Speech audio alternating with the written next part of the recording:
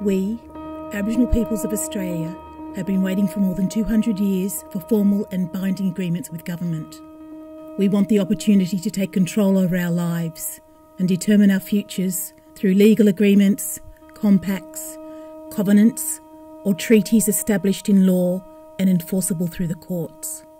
Australia is listed as one of the world's most affluent nations.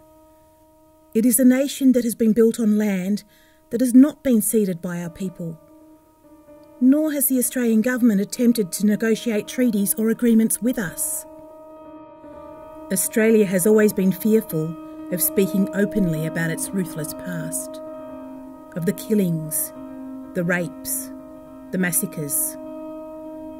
People rounded up and held in captivity, or forced to work for rations up until the mid-1970s. Our lands were stolen and our children taken away.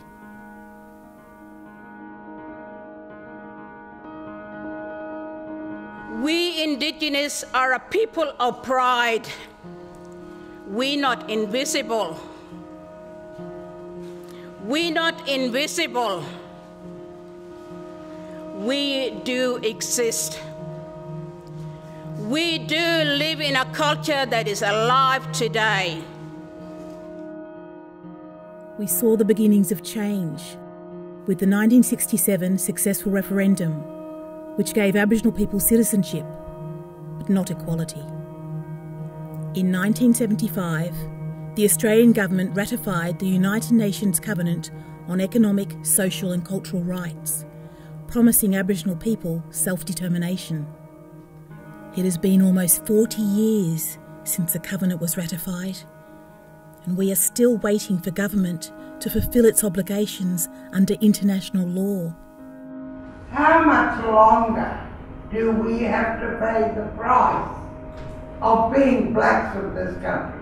How much longer do we have to keep coming, cap in hand?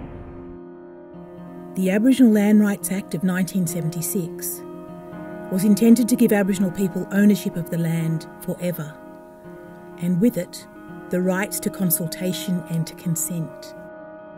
This was a time when we started to hope for real changes. Unless we get our rights back as Aboriginal people of this land and the First Nation, and unless we get that back, there is no hope for Aboriginal people, because the government will still condemn us every way they can. There was growing concern that government support for self-determination had waned. In 1988, Aboriginal people gathered at Barunga to present a bark petition for treaty to the then Prime Minister, Bob Hawke. He promised to progress treaty in Parliament, but that promise was broken and treaty never pursued. We had high hopes that we would be moving to a compact with government very quickly. However, we felt betrayed when this did not happen. What we need is for a government to heed what Aboriginal people have been telling them for years about how to work with us and negotiate properly. This could mean a binding legal contract to ensure Aboriginal peoples have the certainty required to obtain real self-determination. In 2007, the government's Aboriginal policy in the Northern Territory was reversed. The intervention was announced by the government, who said it was necessary because paedophile rings had been discovered in every Aboriginal community in the Northern Territory. 2 years later, following an investigation by John Lawler of the Australian Crime Commission, it was announced that not one paedophile ring had been discovered in any of the NT communities. The damage has already been done. Aboriginal people have been blamed and shamed. We have suffered greatly from these false accusations made by government, and not one single apology has ever been made by any member of the government. With the implementation of the intervention, Aboriginal communities and their leaders had all their powers taken away from them.